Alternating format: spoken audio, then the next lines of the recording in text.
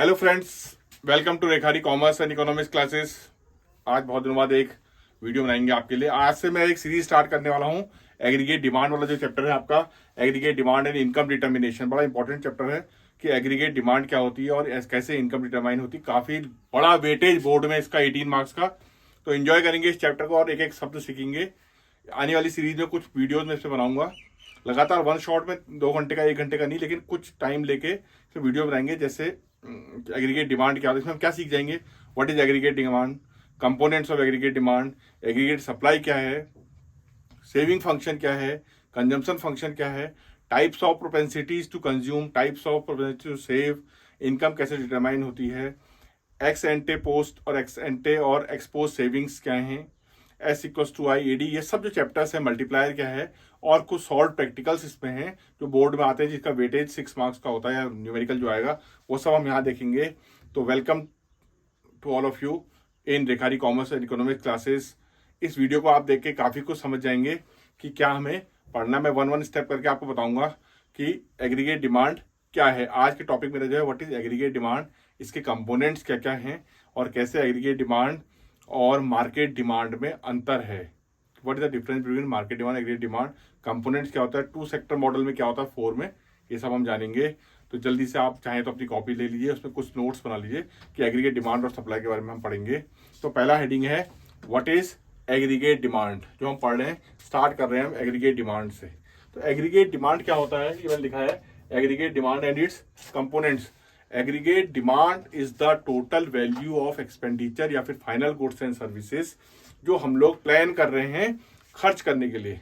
बहुत इंपॉर्टेंट है नोट करना कि plan in the coming accounting year, जो आने वाला साल है उसमें हम लोग क्या क्या खर्च करना चाह रहे हैं। ऑल द सेक्टर्स, कौन कौन से sector, primary sector, secondary sector, tertiary sector, जो भी आने वाले साल में प्लान कर रहे हैं खर्च करने के लिए या डिमांड कर रहे हैं मार्केट से, उसे कहते हैं एग्रीगेट डिमांड। इसका मतलब क्या हुआ कि there is no difference between aggregate demand and aggregate expenditure, क्योंकि हम क्या चाह रहे हैं कि हम क्या खर्च करेंगे।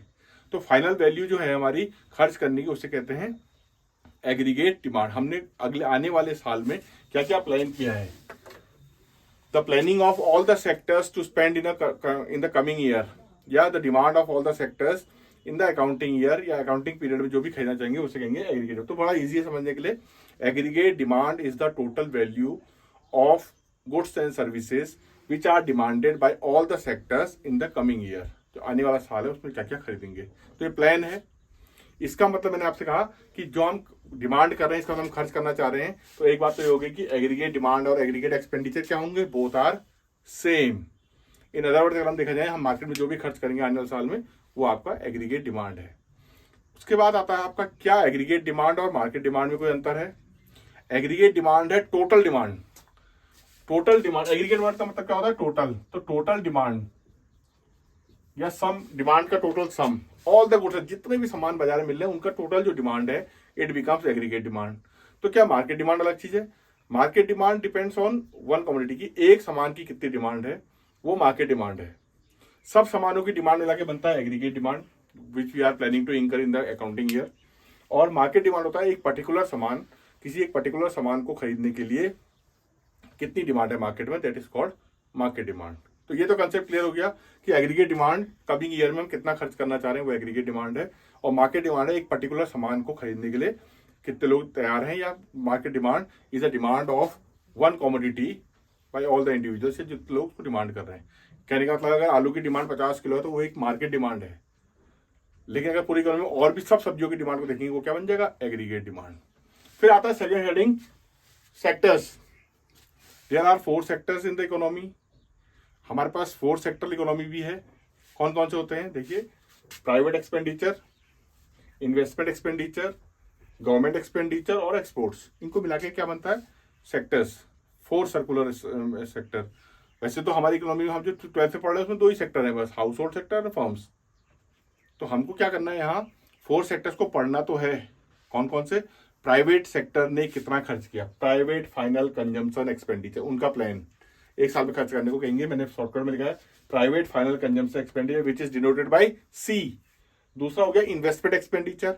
What is the difference between investment and saving, जो हम बचा लेते हैं वो सेविंग है, उसका पार्ट जो खर्च कर लेते हैं या इन्वेस्ट कर देते हैं कहीं, वो इन्वेस्टमेंट है। करंटली आप देखोगे शेयर मार्केट में जितना भी पैसा लगा है वो क्या है, इन्वेस्टमेंट। जो पैसा आपने घर में रख लिया वो सेविंग है, उसका वो पार्ट जो इन्वेस्ट करे दैट इज इन्वेस्टमेंट। तो कितना इन्वेस्टमेंट कर रहे हैं कोई भी सेक्टर्स, वो एक पार्ट है एग्रीगेट डिमांड का। गवर्नमेंट का खर्चा कितना है, गवर्नमेंट सेक्टर का, that is denoted by G, government expenditure. और नेट एक्सपोर्ट्स, एक्सपोर्ट का फॉर्मूला क्या होता है, एक्सपोर्ट माइनस इंपोर्ट, यानी कि X minus M. Export is denoted by X and import by M. तो एक्सपोर्ट माइनस इंपोर्ट हो जाएगा नेट। अगर हम इन चारों को जोड़ दें तो बन जाएगा आपका AD. AD equals to C plus I plus G plus X minus M. ये एक फॉर्मूला हो गया कौन से मॉडल में, 4 सेक्टर मॉडल में, जहां हम 4 सेक्टर्स को लेते हैं, private sector, government sector, investment sector और एक्सपोर्ट्स। क्योंकि ये चारों हमारे पार्ट है। अगर आपने नेशनल इनकम के न्यूमेरिकल किए होंगे तो एक्सपेंडिचर मेथड में भी यही फॉर्मूला होता था, AD equals to C plus I plus G plus X minus M. Numerical करते हैं, जब आप एक्सपेंडिचर मेथड करते हैं तब भी हमारा ये फॉर्मूला होता है, national income by expenditure method equals to government expenditure, private sectors का expenditure, gross capital formation. Gross capital formation is also called as investment. और चौथा था हमारा नेट एक्सपोर्ट। तो वो वहां भी हम न्यूमेरिकल निकालते हुए इसी को लेते हैं, लेकिन यहाँ एग्रीगेट डिमांड में हमको सिलेबस में सिर्फ 2 ही सेक्टर को पढ़ना है, that is C plus I, consumption plus investment. तो हमको जब 2 सेक्टर मॉडल पढ़ना है तो हमें पढ़ना है कंजम्पशन और इन्वेस्टमेंट का फंक्शन। 2 सेक्टर मॉडल में सी प्लस आई, 4 सेक्टर मॉडल में private expenditure, investment expenditure, government expenditure और नेट एक्सपोर्ट्स। तो जब क्वेश्चन आएगा व्हाट इज एग्रीगेट डिमांड, तो हम लिखेंगे aggregate demand is the total expenditure planned by all the sectors in the coming accounting year. What is market demand? Market demand is the expenditure of one commodity. Demand of one commodity is called market demand. और aggregate demand है total demand. ये दोनों का अगर हम देखें तो दोनों में डिफरेंस है, 1 मार्क्स से क्वेश्चन आ सकता है।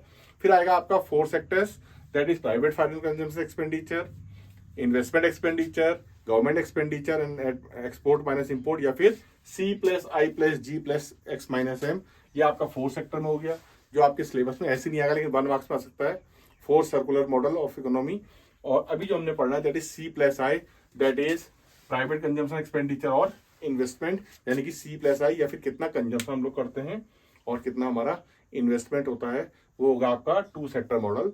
नेक्स्ट वीडियो में मैं आपको बताऊंगा कि कैसे इसको हम ग्राफिकली दिखाएंगे, what is aggregate demand graphically.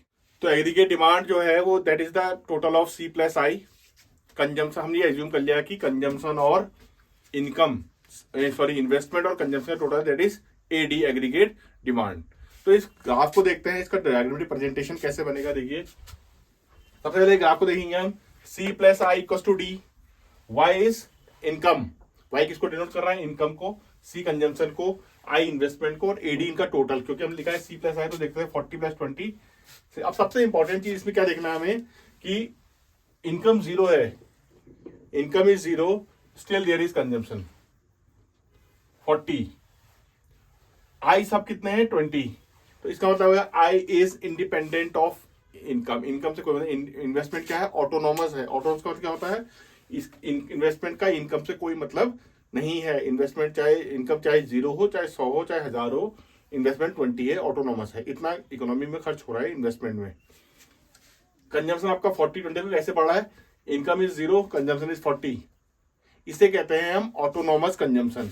जब आपकी इनकम के बगैर भी, without any income there is consumption, that is called autonomous. कैसे ऑटोनॉमस हो गया ये मान के चलते हैं कि इकोनॉमी में कोई भी भूखा नहीं सोता है, from wherever we are bringing, पर हम कंजम्पशन कर रहे हैं।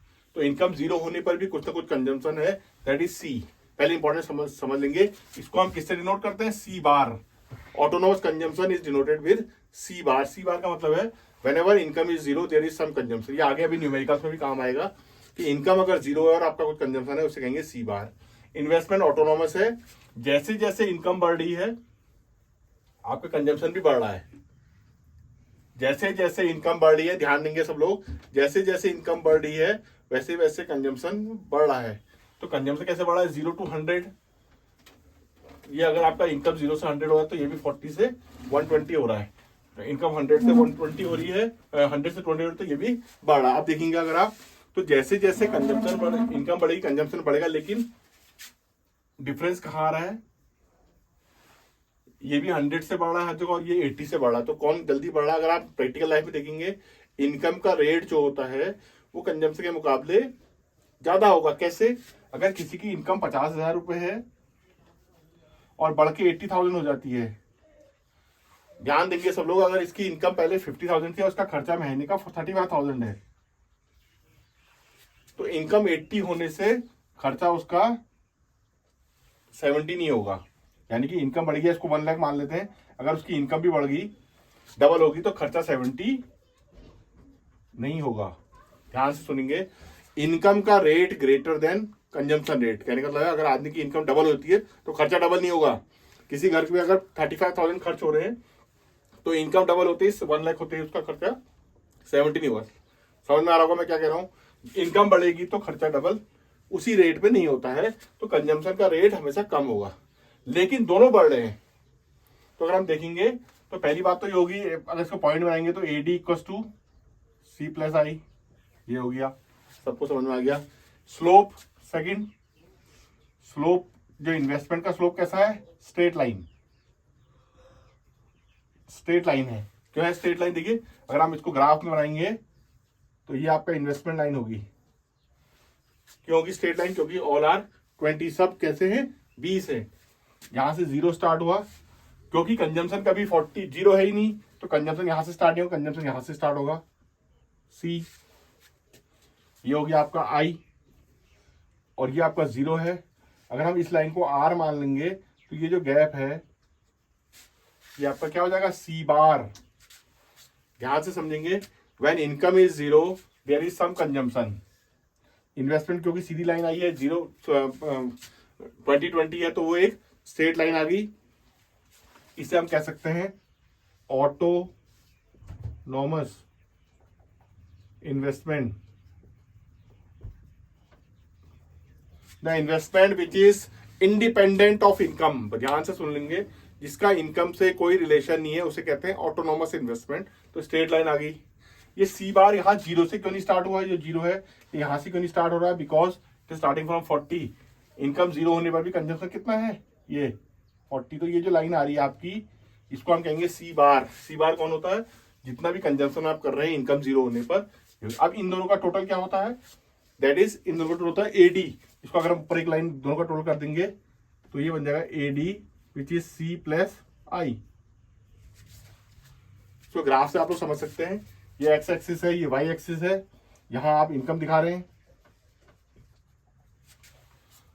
तो ADI जो है आपका ऑटोनॉमस कंजम्पशन, ये है, ये आपका हो गया AD एक्सपेंडिचर पूरा। ऑटोनॉमस इन्वेस्टमेंट 20 है। C यहां से स्टार्ट क्यों नहीं हो रहा है? क्योंकि whenever income is 0 there will be some consumption। एक मार्क्स में भी आता है, what do you mean by autonomous consumption? whenever income is 0 there will be some consumption because everyone needs to eat। Survive करने के लिए कुछ ना कुछ करते करते, चाहे सेविंग से करें, चाहे लोन लेके करें, चाहे कहीं से भी करें, लेकिन इकोनॉमिक्स कहती है कि there is nobody who is not consuming. कोई ऐसा नहीं है जो कंजम्पशन नहीं करता, इसलिए 0 कभी होता ही नहीं है। तो पहले समझ जाएंगे कि कंजम्पशन विल नेवर बी 0। एक चीज, दोनों का स्लोप कैसा है? जैसे इसका स्लोप, इन्वेस्टमेंट का स्लोप कैसा है? Straight line, straight line slope है, बिकॉज ऑटोनोमस ये आई बिल्कुल सीधा है 2020। इसका स्लोप कैसा है? Both are increasing. अगर आप देखेंगे ये भी बढ़ रहा है और ये भी बढ़ रहा है, तो कंजम्पशन का स्लोप कैसा होता है? Positive, positive slope. एक बार आपको बता देता हूं मैं, जो दो चीजें जब एक ही डायरेक्शन में चलती हैं और बढ़ रही होती हैं वो पॉजिटिव है। दोनों चीजें एक ही डायरेक्शन में गिर रही हो तो नेगेटिव है। एक चीज बढ़ रही हो, एक चीज घट रही हो, होता है इनवर्स। जैसे law of demand. What is the meaning of law of demand? अगर प्राइस बढ़ेगा तो डिमांड घटेगी और प्राइस घटेगा तो डिमांड बढ़ेगी। इनवर्स रिलेशन है, एक चीज बढ़ रही है एक चीज घट। लेकिन यहां देखो दोनों चीज बढ़ रही है, इनकम भी और कंजम्पशन भी। तो स्लोप कैसा आ रहा है? Positive. When both are increasing in the same direction that is called positive slope. अगर ग्राफिकली आप देखेंगे तो ये पॉजिटिव स्लोप है, कंजम्पशन भी बढ़ रहा है और इनकम भी। तो ग्राफ आपका ऐसे बन रहा है। फिर क्या था? AD C+I, तो AD सबसे ऊपर आ गया, C+I, इन दोनों का टोटल AD हो गया। ये है आपका एक graphical presentation of aggregate demand. तो हमें समझना क्या है इसमें जो इंपॉर्टेंट चीजें हैं।